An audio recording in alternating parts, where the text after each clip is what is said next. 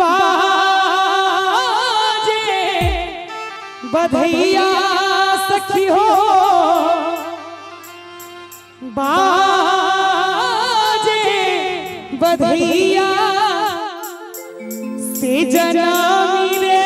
लेला देवकी के से जनमी रे लेला देवकी के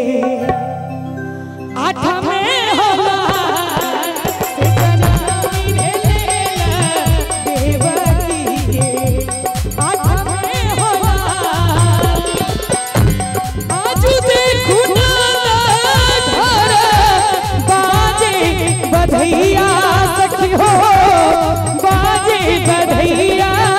से जनमी लेला देवकी के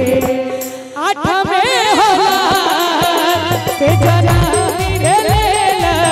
देवकी के आठ में होला से जनमी लेला देवकी के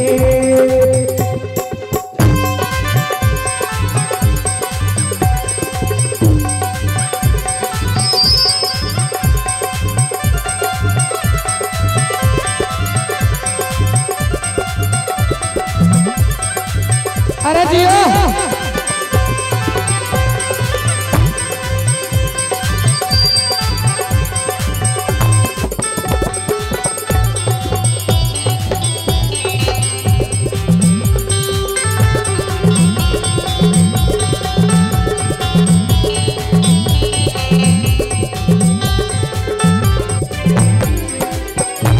खुजी गेले आठो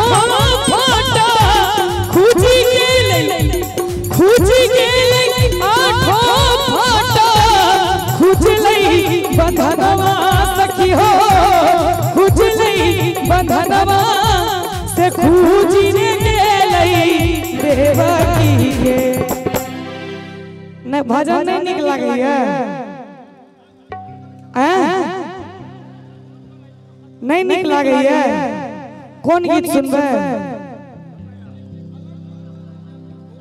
भोजपुरी हमरा मंच पर तो नहीं है अगर भोजपुरी सुनने ला आयल छी त चल जाओ घर के छथिन के भोजपुरी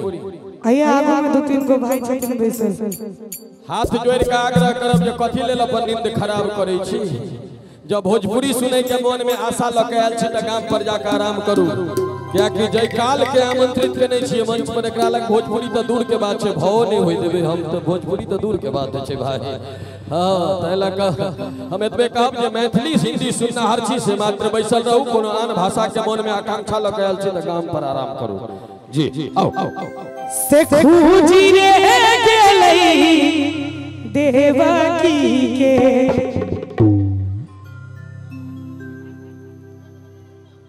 बंधा